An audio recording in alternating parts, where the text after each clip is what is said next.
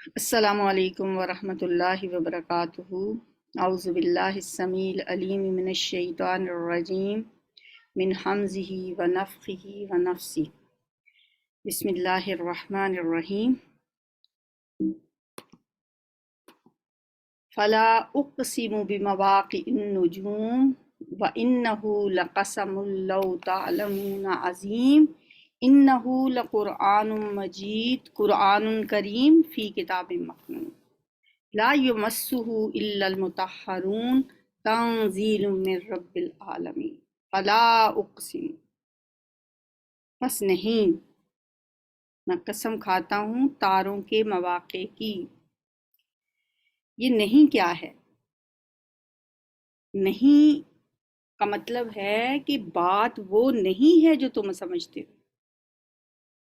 قرآن کے اللہ کی طرف سے ہونے پر قسم کھانے سے پہلے یہ جو لفظ لا آیا ہے یہ بتا رہا ہے کہ لوگ اس کتاب کے بارے میں کچھ باتیں بنا رہے تھے، اب ان کی تردید کرنے کے لیے یہ قسم کھائی جا رہی ہے۔ فلا اقسم، نہیں، یہ بات نہیں ہے، میں قسم کھاتا ہوں تاروں کے مواقع کی۔ اگر تم سمجھو تو یہ بہت بڑی قسم ہے کہ یہ ایک بلند پایا قرآن ہے، بلند پایا کلام ہے، ایک بہت بلند مرتبے والی یہ کتاب ہے۔ تاروں اور سیاروں کے مواقع سے مراد ان کے مقامات، ان کی منزلیں، ان کے مدار ہیں۔ اور قرآن کے بلند پایا کتاب ہونے پر ان کی قسم کھانے کا مطلب کیا ہے کہ عالم بالا میں اجرام فلکی کا نظام جس طرح مضبوط ہے، محکم ہے، ویسا ہی مضبوط اور محکم یہ کلام بھی ہے، یہ کتاب بھی ہے، یہ اللہ کا قرآن بھی ہے۔ جس اللہ نے وہ نظام بنایا اسی اللہ نے یہ کلام بھی نازل کیا ہے، اور یہ بہت بڑی قسم ہے۔ قسم کس بات پہ ہے؟ انہ لقرآن کریم، کہ یہ ایک بلند پایا قرآن ہے، فی کتاب مکنون، ایک محفوظ کتاب میں ثبت ہے، مکنون چھپی ہوئی، ایک چھپی ہوئی کتاب میں، محفوظ کتاب میں ثبت ہے۔ لا یمسہ الا المطہرون، اسے پاک مطہر ہستیوں کے علاوہ کوئی چھو نہیں سکتا۔ وہ پاک اور مطہر ہستیاں کون سی ہیں؟ وہ اللہ کے فرشتے ہیں۔ پاک فرشتوں کے ذریعے سے یہ کلام آیا ہے۔ شیاطین کا وہاں کوئی عمل دخل نہیں ہے، کوئی شیطان انہیں نہیں چھو سکتا، مقدس اور پاکیزہ فرشتے ہی اس کو چھو سکتے ہیں۔ اور اسی سے یہ بات بھی نکلی ہے، فقہا نے یہاں سے استنباط کیا ہے کہ پھر لا یمسہ الا المطہرون، یعنی ناپاکی کی حالت میں قرآن کو چھونا نہیں چاہیے۔ ہاں، وضو کے بغیر آپ زبانی تلاوت کر سکتے ہیں۔ اگر آپ الفاظ کو ٹچ نہیں کرتے، آپ نے وضو کر کے پڑھنا شروع کیا، اس کے بعد آپ پڑھ رہے ہیں تو آپ الفاظ کو ہاتھ نہیں لگا رہے، تو آپ اس تلاوت کو جاری رکھیں۔ لیکن جنابت کی حالت میں زبانی بھی پڑھنے کی اجازت نہیں۔ لا یمسہ الا المطہرون تنزیل من رب العالمین، یہ رب العالمین کا نازل کرتا ہے۔ افبہذا الحدیث انتم مدہنون، پھر کیا اس کلام کے ساتھ تم بے اعتنائی برتتے ہو، مداحنت کرتے ہو، اور اس نعمت میں اپنا حصہ تم نے یہ رکھا ہے کہ اسے جھٹلاتے ہو۔ وَتَجْعَلُونَ رِزْقَكُمْ أَنَّكُمْ تُكَذِّبُونَ، تمہارا کام پھر یہی رہ گیا ہے کہ اس کلام کو، جس کی عظمت پہ اللہ قسمیں کھا رہے ہیں، اس کو تم جھٹلاتے ہو۔ فلولا اذا بلغت الحلقوم وانتم حینئذ تنظرون ونحن اقرب الیہ منکم ولکن لا تبصرون فلولا ان کنتم غیر مدینین ترجعونہا ان کنتم صادقین۔ یہاں تک یہ پوری بات سمجھ میں آتی ہے، کیونکہ جو آخری آیت ہے نا، دو آیتیں فلولا ان کنتم غیر مدینین سے، اس کا ترجمہ سٹارٹ ہو رہا ہے شروع سے۔ اب اگر تم کسی کے ماتحت نہیں ہو، ان کنتم غیر مدینین، تم کسی کے محکوم نہیں ہو، اور اپنے اس خیال میں سچے ہو، تو پھر جب مرنے والے کی جان حلق تک پہنچ چکی ہوتی ہے اور تم آنکھوں دیکھ رہے ہوتے ہو کہ وہ مر رہا ہے، تمہارے سامنے تمہارے اپنے پیارے، تمہارے باپ ماں، اولاد، بیوی، بعض اوقات بہت عزیزت جان رشتے آپ کے سامنے اپنی جان دے رہے ہوتے ہیں۔ اذا بلغت الحلقوم، جان حلق تک پہنچ گئی ہوتی ہے اور تم دیکھ رہے ہوتے ہو، کچھ نہیں کر سکتے۔ بڑے سے بڑا ارب پتی بھی، کھرب پتی بھی، بادشاہ ہو، شہنشاہ ہو، اس وقت بے بس نظر آتا ہے۔ کوئی دولت، کوئی پیسہ، کوئی حبیب، کوئی طبیب، کوئی ڈاکٹر، کوئی حکیم کہتے ہیں لے آؤ، کوئی تو اس کو بچا لے، لیکن ہماری آنکھوں کے سامنے وہ ہمارے ہاتھوں سے پھسل کے چلا جاتا ہے۔ اس وقت اس کی نکلتی ہوئی جان کو واپس کیوں نہیں لاتے؟ ترجعونہا ان کنتم صادقین، اگر تم سچے ہو، اتنا ہی تم میں دم ہے، اس وقت کیوں جانے دیتے ہو اسے؟ اس وقت تمہاری نسبت ہم اس کے زیادہ قریب ہوتے ہیں، بظاہر ہمیں لگ رہا ہوتا ہے کہ ہم اس کا ہاتھ پکڑ کے اس کے پاس بیٹھے ہیں، اللہ فرما رہے ہیں وَنَحْنُ أَقْرَبُ إِلَيْهِ مِنْكُمْ وَلَٰكِن لَا تُبْصِرُونَ، کہ تم دیکھ نہیں پاتے، تم نظر نہیں آتا، ہم اس کے بہت قریب ہوتے ہیں اس وقت۔ اللہ تو ویسے بھی ہر انسان کے قریب ہر وقت ہی رہتا ہے، موت کے وقت کے لیے خاص طور پہ فرمایا، عام وقت اوقات کے لیے بھی اللہ فرماتے ہیں نحن اقرب الیہ من حبل الورید، ہم تو اس کی رگے جہاں سے بھی قریب ہیں۔ اور یہاں موت کے وقت کہا تمہاری نسبت ہم زیادہ اس کے قریب ہوتے ہیں مگر تمہیں نظر نہیں آتا۔ پھر وہ مرنے والا اگر مقربین میں سے ہو، اب یہاں پھر وہی جو سورت کی ابتدا میں 3 گروہوں کا تذکرہ تھا، آخر میں پھر سورت کے اختتام پہ پھر انہی 3 لوگوں کے انجام کی بات ہو۔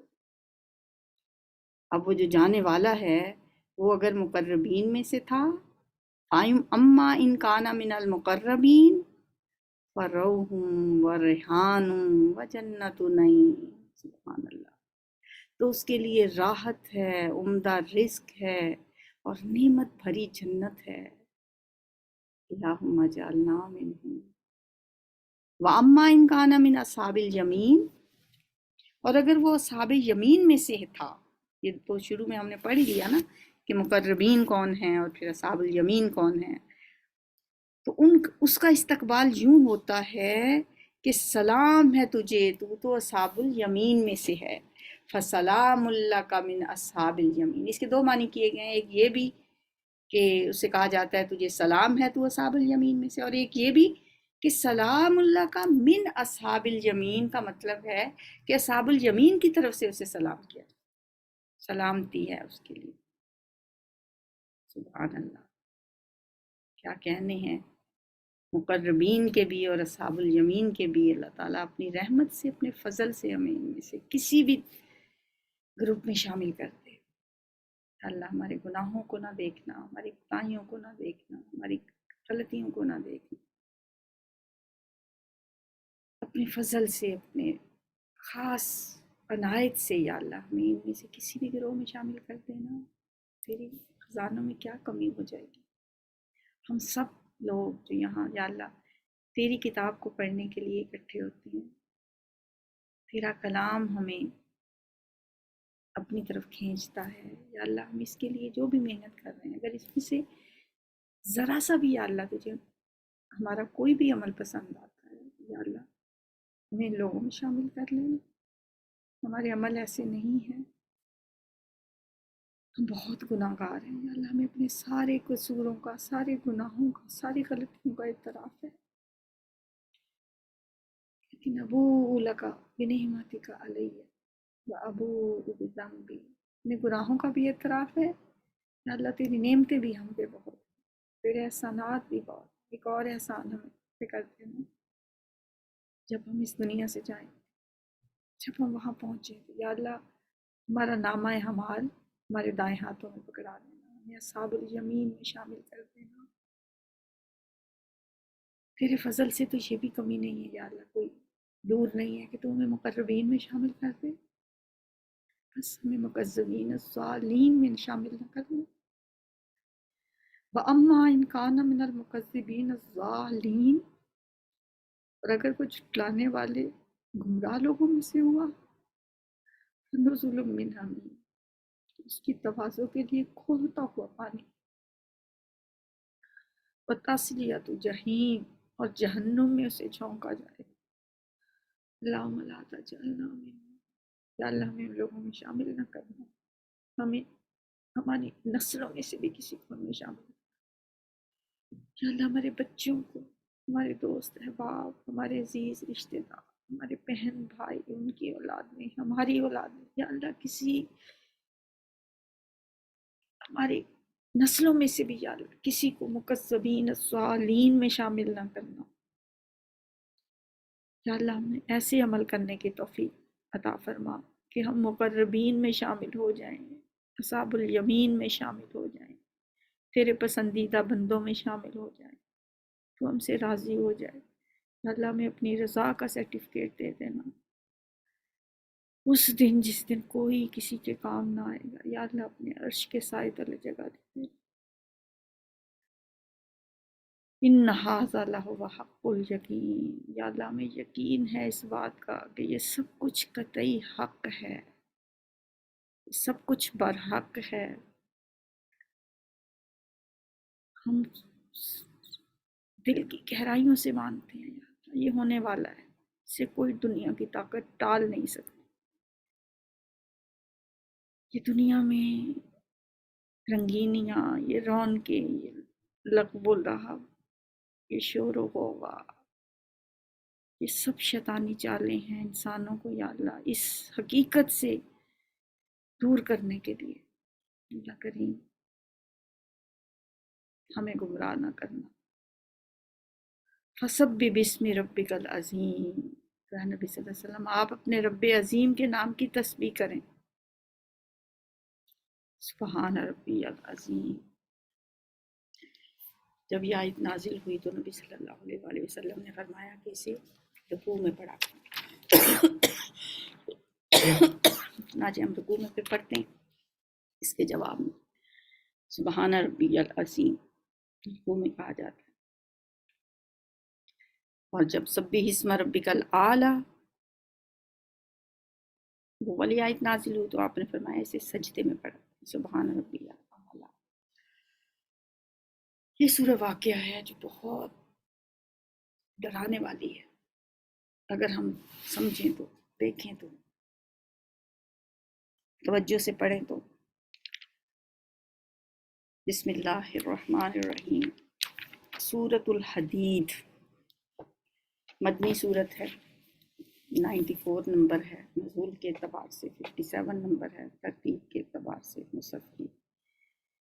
اس میں 29 آیات اور 4 رکوع ہیں۔ حدید لوہے کو کہتے ہیں، وَأَنزَلْنَا الْحَدِيدَ آیت نمبر 25 میں آتا ہے، اسی لیے اس کا نام سورہ حدید رکھا گیا ہے۔ بسم اللہ الرحمن الرحیم۔ سبح للہ ما فی السماوات والارض وہو العزیز الحکیم۔ اللہ کی تسبیح کی ہے ہر اس چیز نے جو زمین اور آسمانوں میں ہے، اور وہی زبردست اور حکیم ہے۔ عزیز پورے غلبے والا، زبردست، مطلق العنان، جس کی مکمل حاکمیت ہے ہر چیز پہ، لیکن پھر بھی وہ حکیم ہے، اسے پتہ ہے کہ میں نے اسے کیسے استعمال کرنا ہے، وہ دانا ہے۔ لہو ملک السماوات والارض یحیی و یمیت وہو علی کل شیء قدیر۔ زمین اور آسمانوں کی سلطنت کا مالک وہی ہے، زندگی بخشتا ہے اور موت دیتا ہے، اور ہر چیز پر قدرت رکھتا ہے۔ هو الاول والآخر والظاہر والباطن وہو بکل شیء علیم۔ وہی اول بھی ہے اور آخر بھی اور ظاہر بھی ہے اور باطن بھی، مخفی بھی۔ اللہ تعالیٰ کی اس سے خوبصورت تعریف کیا ہو سکتی ہے کہ ہمارا رب وہ ہے جو ظاہر بھی ہے،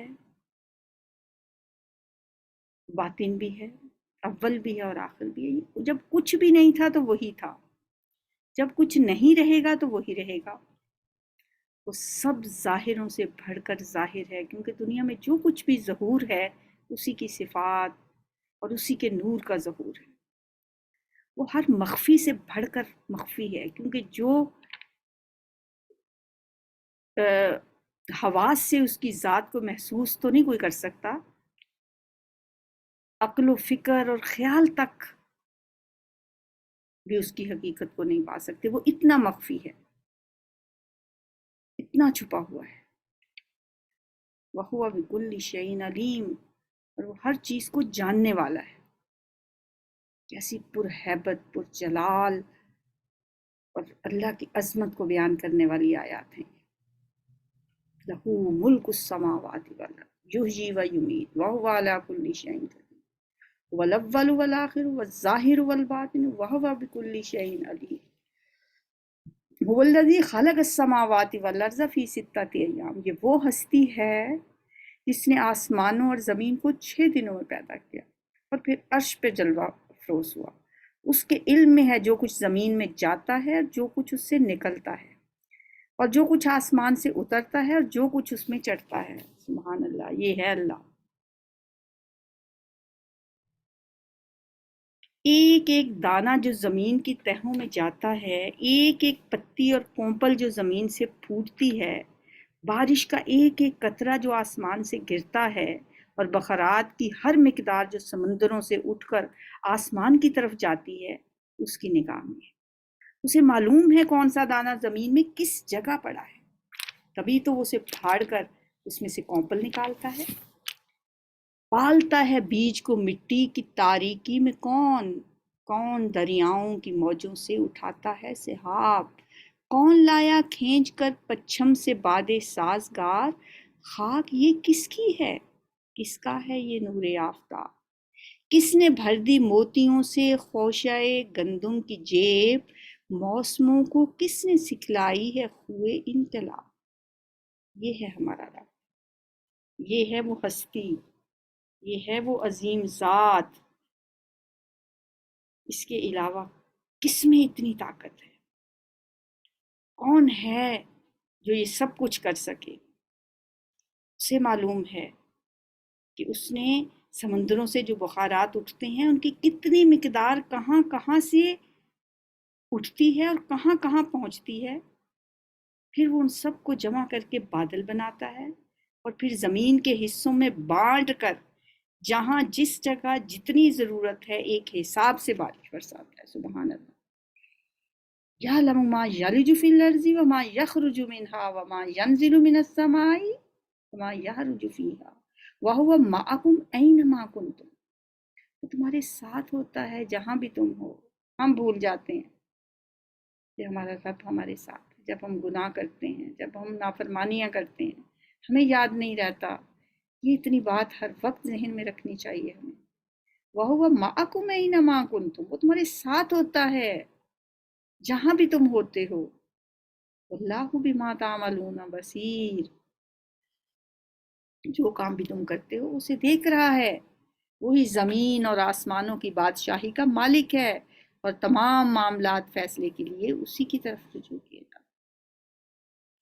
یولج اللیل فی النہار ویولج النہار فی اللیل، وہی رات کو دن میں اور دن کو رات میں داخل کرتا اور دلوں کے چھپے ہوئے راز تک جانتا۔ اللہ کی پہچان کرنے کے لیے کتنی خوبصورت آیات ہیں یہ سورت کے آغاز میں۔ وَهُوَ عَلِيمٌ بِذَاتِ الصُّدُورِ، تو پھر تم کیا کرو؟ یہ 6 آیتوں سے اپنے رب کا اتنا خوبصورت تعارف اللہ نے ہمیں کروایا ہے، پھر اب تمہیں کیا کرنا ہے؟ آمنوا باللہ ورسولہ وانفقوا مما جعلکم مستخلفین فیہ، ایمان لاؤ اللہ اور اس کے رسول پر، اور خرچ کرو ان چیزوں میں سے جن پر اس نے تمہیں خلیفہ بنایا ہے۔ جو لوگ تم میں سے ایمان لائیں گے اور مال خرچ کریں گے ان کے لیے بڑا اجر ہے۔ تمہیں کیا ہو گیا ہے تم اللہ پر ایمان نہیں لاتے، حالانکہ رسول تمہیں اپنے رب پر ایمان لانے کی دعوت دے رہا ہے۔ مان لانے سے کیا مطلب ہے؟ زبانی اقرار مطلب نہیں ہے اس کا، سچے دل سے ایمان لا، اور وہ تم سے عہد لے چکا ہے، اپنی اطاعت کا عہد، ان کنتم مؤمنین، اگر تم واقعی ماننے والے ہو۔ وہی اللہ تو ہے جو اپنے بندے پر صاف صاف آیتیں نازل کر رہا ہے تاکہ تمہیں تاریکیوں سے نکال کر روشنی میں لے آئے، اور حقیقت یہ ہے کہ اللہ تم پر نہایت شفیق اور مہربان ہے۔ آخر کیا وجہ ہے کہ تم اللہ کی راہ میں خرچ نہیں کرتے، حالانکہ زمین اور آسمانوں کی میراث اللہ ہی کے لیے ہے؟ تم میں سے جو لوگ فتح کے بعد خرچ اور جہاد کریں گے وہ کبھی ان لوگوں کے برابر نہیں ہو سکتے جنہوں نے فتح سے پہلے خرچ کیا اور جہاد کیا۔ ان کا درجہ بعد میں آنے والوں یا بعد میں خرچ کرنے والوں سے بڑھ کر ہے، اور بعد میں جہاد کرنے والوں سے بڑھ کر ہے، اگرچہ اللہ نے دونوں ہی سے اچھے وعدے فرمائے ہیں۔ جو کچھ تم کرتے ہو اللہ اس سے باخبر ہے۔ اس کے دو مطلب ہیں، ایک یہ کہ یہ مال تمہارے پاس ہمیشہ رہنے والا نہیں ہے، ایک دن تمہیں لازمی اسے چھوڑ کر جانا ہے، اللہ ہی اس کا وارث بننے والا ہے۔ دوسرا مطلب یہ ہے کہ اللہ کی راہ میں مال خرچ کرتے ہوئے تمہیں کسی تنگ دستی کا اندیشہ نہیں ہونا چاہیے، کیونکہ جس اللہ کی خاطر تم اسے خرچ کرو گے وہ زمین و آسمان کے سارے خزانوں کا مالک ہے۔ اس کے پاس تمہیں دینے کو بس اتنا ہی کچھ تو نہیں تھا جو اس نے تمہیں دے دیا ہے، بلکہ کل وہ تمہیں اس سے بہت زیادہ دے سکتا ہے۔ واللہ بما تعملون خبیر، جو کچھ تم کرتے ہو اللہ اسے جانتا ہے، اس سے باخبر ہے۔ جب کبھی اسلام پر ایسا وقت آ جائے جس میں کفر اور کفار کا پلڑا بہت بھاری ہو اور بظاہر اسلام کے غلبے کے آثار دور دور تک نظر نہ آتے ہوں، اس وقت جو لوگ اسلام کی حمایت میں جانیں لڑائیں اور مال خرچ کریں، ان کے مرتبے کو وہ لوگ نہیں پہنچ سکتے جو اسلام کی اور کفر کی کشمکش کا فیصلہ اسلام کے حق میں ہونے کے بعد قربانیاں دیں۔ اب تو انہیں پتہ ہے کہ اب تو ملنا ہی ملنا ہے، اب جانا تو کچھ نہیں ہے، تو اس لیے ان دونوں میں بہت فرق ہے۔ انہیں السابقون السابقون کہا گیا ہے، جو سب سے پہلے ایمان لانے والے، سب سے پہلے خرچ کرنے والے، سب سے پہلے جہاد کرنے والے ہیں، وہ ان لوگوں کی طرح سے نہیں ہو سکتے جنہوں نے بعد میں یہ سب کچھ کیا۔ من ذا الذی یقرض اللہ قرضا حسنا، کون ہے جو اللہ کو قرض دے، اچھا قرض، قرض حسنا، تاکہ اللہ اسے کئی گنا بڑھا کر واپس دے اور اس کے لیے بہترین اجر ہے۔ قرض حسنا اللہ کی شان ہے، یہ اس کی رحمت ہے، اس کا کرم ہے کہ آدمی اگر اس سے اسی کے دیے ہوئے مال کو اس کی راہ میں خرچ کرتا ہے تو اسے وہ اپنے ذمہ قرض کرا دیتا، یعنی خالص نیت کے ساتھ، کسی ذاتی غرض کے بغیر اگر اللہ کے راستے میں ہم خرچ کرتے ہیں اسے اللہ قرض حسنا کرا دیتا ہے۔ اس قرض کے بارے میں اللہ کے دو وعدے ہیں، ایک یہ کہ وہ اس کو کئی گنا بڑھا چڑھا کر دے گا، واپس لوٹائے گا، دوسرے یہ کہ وہ اس پر اپنی طرف سے بہترین اجر بھی عطا کرے۔ فَيُضَاعِفَهُ لَهُ وَلَهُ أَجْرٌ كَرِيمٌ، یہ دو باتیں ہیں جو خالص دل سے، خلوص نیت سے اللہ کے راستے میں خرچ کرتا ہے۔ اس دن جب کہ تم مومن مردوں اور عورتوں کو دیکھو گے کہ ان کا نور آگے آگے اور ان کے دائیں جانب دوڑ رہا ہوگا۔ اب قیامت کے دن کا وہ منظر جہاں ہمیں نور کی ضرورت پڑے گی، سب سے زیادہ ضرورت کہاں پڑے گی نور کی؟ جب پل صراط سے گزرنا ہو، اس دن کے لیے نور کی طلب کرنی چاہیے، نور مانگنا چاہیے اللہ تعالیٰ کے لیے، اللہ تعالیٰ سے۔ میں اس دن یوم تری المؤمنین والمؤمنات یسعی نورہم بین ایدیہم وبایمانہم، ان کے آگے آگے اور ان کے دائیں طرف ان کا نور دوڑ رہا ہوگا اور ان سے کہا جائے گا آج بشارت ہے تمہارے لیے، بشراکم الیوم جنات تجری من تحتها الانہار خالدین فیہا ذالک هو الفوز العظیم،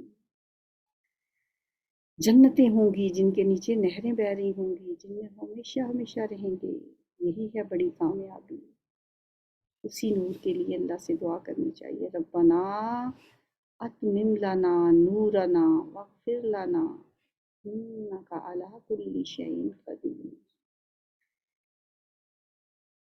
اس روز منافق مردوں اور عورتوں کا حال یہ ہوگا کہ وہ مومنوں سے کہیں گے، مومنوں کے پاس تو اپنا نور ہوگا، لیکن منافق، کیونکہ مومنوں کے لیے بھی مرد اور عورت الگ الگ کا ذکر ہوا، یہاں منافقوں کے لیے بھی منافقون والمنافقات، منافق مرد اور منافق عورتوں کا حال یہ ہوگا کہ وہ مومنوں سے کہیں گے ذرا ہماری طرف دیکھو تاکہ ہم تمہارے نور سے کچھ فائدہ اٹھائیں، مگر ان سے کہا جائے گا پیچھے ہٹ جاؤ، ارجعوا وراءکم، اپنا نور کہیں اور تلاش کرو، پھر ان کے درمیان ایک دیوار حائل کر دی جائے۔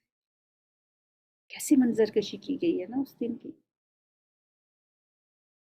ایک دیوار حائل کر دی جائے گی جس میں ایک دروازہ ہوگا، اس دروازے کے اندر رحمت ہوگی اور باہر عذاب۔ وہ مومنوں سے پکار پکار کر کہیں گے کہ ہم تمہارے ساتھ نہ تھے، الم نکم معکم، تمہارے ساتھ ہی تو نمازیں پڑھا کرتے تھے، پہلی صف میں ہم کھڑے ہوا کرتے تھے، قرآن تمہارے ساتھ ہی پڑھا کرتے تھے۔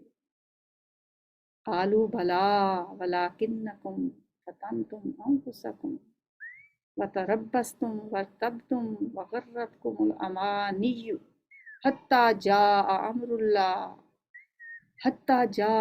اللہ وغرکم باللہ الغرور۔ مومن جواب دیں گے ہاں، مگر تم نے اپنے آپ کو خود فتنے میں ڈالا، موقع پرستی کی، شک میں پڑے رہے اور جھوٹی توقعات تمہیں فریب دیتی رہیں، یہاں تک کہ اللہ کا فیصلہ آ گیا، اور آخر وقت تک وہ بڑا دھوکے باز شیطان تمہیں اللہ کے معاملے میں دھوکہ دیتا رہا، تم تو اس کی مانا کرتے تھے، ہماری کہاں مانتے تھے۔ میں اکثر سوچتی ہوں جو لوگ قرآن پڑھے بغیر ہی دنیا سے چلے جاتے ہیں، انہیں یہ باتیں کون بتاتا ہے، نہیں پتہ چلتی۔ کبھی آپ نے سنا کہ کوئی مسجدوں میں خطبے میں کہیں کوئی آپ کو کوئی بتا رہا ہو، یہ ساری منظر کشی کر کے دکھا رہا ہو؟ اپنے ارد گرد دیکھیں، سینکڑوں لوگ آپ کو نظر آئیں گے، 50 60 70 80 90 سال تک کی عمر گزار کے چلے جاتے ہیں جسٹ قرآن کی ریڈنگ کرتے کرتے، انہیں کیا پتا اس میں کیا لکھا ہوا ہے۔ ہاں تو پورا اللہ نے آخرت کی منظر کشی جگہ جگہ کی ہوئی ہے، ہمیں دکھایا ہے کہ یہ کچھ ہوگا وہاں پہ، لیکن اگر ہم قرآن ہی نہیں پڑھتے کیسے پتہ چلے؟ اس لیے اپنے ارد گرد لوگوں کے ہاتھوں میں قرآن پکڑائیں، قرآن پڑھ کے صرف اس کو وہیں نہ چھوڑ دیں، آگے آگے اس روشنی کو، اس نور کو پھیلاتے چلے جائیں، شاید اللہ کو ہمارا یہی عمل پسند آ جائے۔ فَالْيَوْمَ لَا يُؤْخَذُ مِنْكُمْ فِدْيَةٌ وَلَا مِنَ الَّذِينَ كَفَرُوا، لہٰذا آج نہ تم سے کوئی فدیہ قبول کیا جائے گا، مومن کہیں گے ان منافقین سے، اور نہ ان لوگوں سے جنہوں نے کھلا کھلا کفر کیا تھا، تم تو چھپے دشمن تھے نا، اوپر سے لا الہ الا اللہ منہ میں کہتے ہیں بغل میں چھری اور منہ میں رام رام والی بات تمہاری تو تھی، لیکن وہ لوگ بھی جنہوں نے کھلا کھلا کفر کیا تھا، اور تم بھی، نہ کوئی تم سے فدیہ قبول کیا جائے گا، اور تمہارا ٹھکانہ جہنم ہے، وہی تمہاری خبر گیری کرنے والی ہے، اور یہ بدترین انجام ہے۔ کیا ایمان لانے والوں کے لیے ابھی وہ وقت نہیں آیا کہ ان کے دل اللہ کے ذکر سے پگھلیں اور اس کے نازل کرتا حق کے آگے جھکیں، اور وہ ان لوگوں کی طرح نہ ہو جائیں جنہیں پہلے کتاب دی گئی تھی؟ پھر ایک لمبی مدت ان پر گزر گئی تو ان کے دل سخت ہو گئے، اور آج ان میں سے اکثر فاسق بنے ہوئے ہیں۔ خوب جان لو کہ اللہ زمین کو اس کی موت کے بعد زندگی بخشتا ہے۔ یہاں ایمان لانے والوں سے مراد ہر قسم کے مسلمان نہیں ہے، بلکہ مسلمانوں کا وہ خاص طبقہ ہے جو ایمان کا اقرار تو کر لیتا ہے اور اس کے بعد اسلام کے درد سے ان کا دل خالی ہوتا ہے، بس واجبی سے مسلمان، کلمہ پڑھ کے کلمہ گو کہلانے والے، جن کے دل و نگاہ مسلمان نہیں ہوتے، ان کے بارے میں کہا گیا کہ کیا ابھی ان پہ وہ وقت نہیں آیا کہ ان کے دل اللہ کے ذکر سے پگھل جائیں۔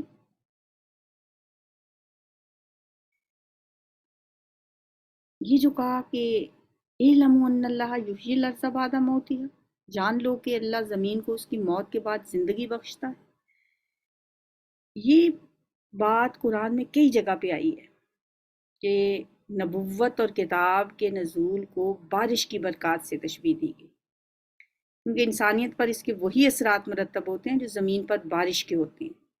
جس زمین میں اگر کوئی رویدگی ہوتی ہے یا صلاحیت ہوتی ہے، وہ تو پھر بارش برسنے کے بعد لہلہا اٹھتی ہے، لیکن ہم دیکھیں کہ بنجر زمینیں جیسی ہوتی ہیں ویسی پڑی رہتی ہیں۔ اور قرآن بھی بعض دلوں پہ بہت اثر کرتا ہے اور بعض کے اوپر سے گزر جاتا ہے، جیسے چٹیل زمین کے اوپر سے بارش پھسل جاتی ہے نا، ویسے ہی قرآن ان پہ کوئی اثر نہیں کرتا۔ تو یہاں بھی یہی کہا گیا ہے کہ جان لو اللہ زمین کو اس کی موت کے بعد زندگی بخشتا ہے، اور اسی طرح مردہ دلوں میں بھی بہار آتی ہے اگر قرآن وحی ان کے اوپر کوئی اثر کرے، اگر ان کے اندر کوئی صلاحیت ہو۔ ہم نے نشانیاں تمہیں صاف صاف دکھا دی ہیں، شاید کہ تم عقل سے کام لو۔ مردوں اور عورتوں میں سے جو لوگ صدقات دینے والے ہیں اور جنہوں نے اللہ کو قرض حسنہ دیا ہے، ان کو یقیناً کئی گنا بڑھا کر دیا جائے گا اور ان کے لیے بہترین اجر ہے۔ اور جو لوگ اللہ اور اس کے رسولوں پر ایمان لائے ہیں وہی اپنے رب کے نزدیک صدیق اور شہید ہیں۔ صدیق اور شہید جو ہے نا، صدیق صدق کا مبالغہ ہے، صادق سچا، اور صدیق نہایت سچا۔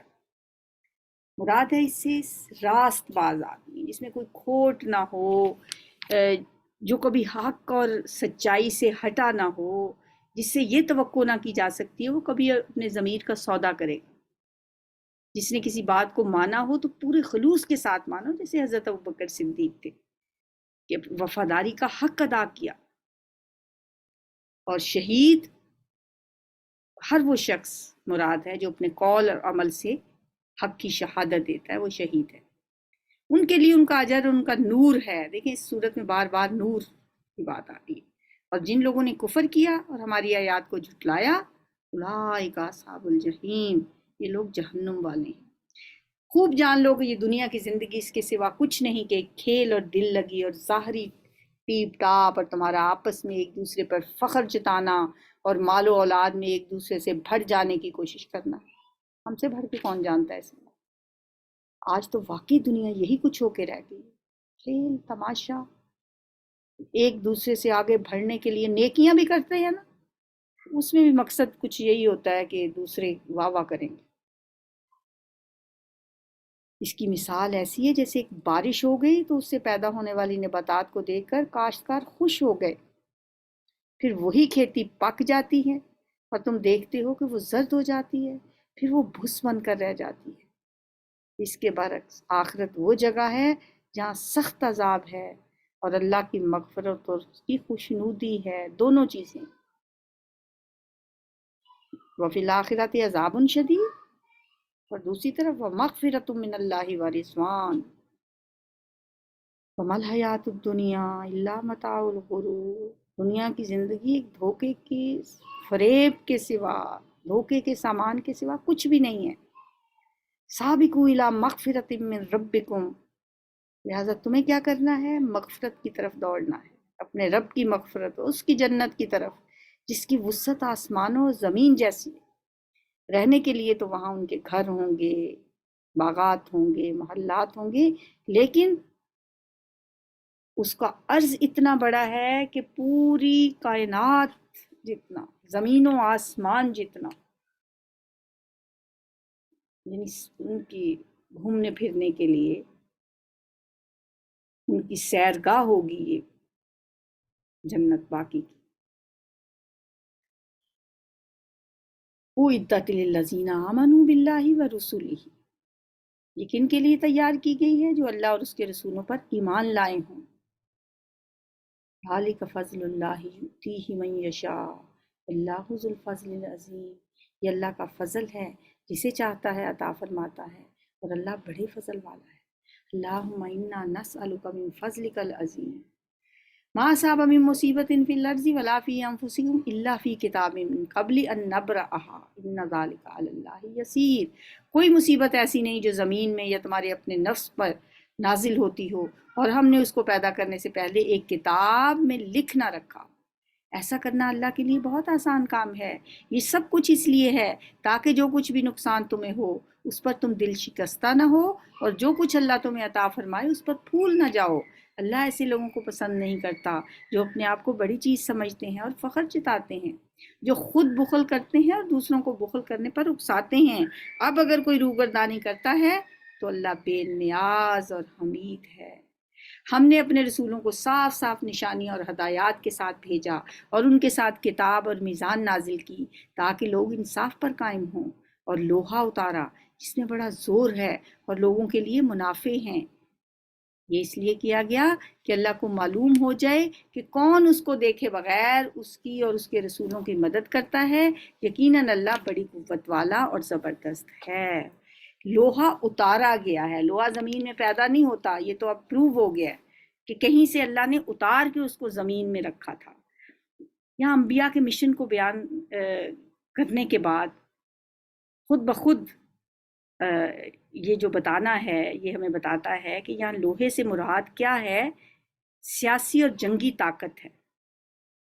यानी अल्लाह ने अपने रसूलों को क़याम अदल की एक स्कीम पेश करने के लिए नहीं दुनिया में भेजा था, बल्कि ये बात भी उनके मिशन में शामिल थी कि इसको अमलन नाफिज करने की कोशिश करेंगे और वो कुव्वत फराहम की जाएगी जिससे वाकई अदल कायम हो सके और मुज़ाहमत करने वालों का जोर तोड़ा जा सके। इसके लिए अल्लाह ने लोहा उतारा है।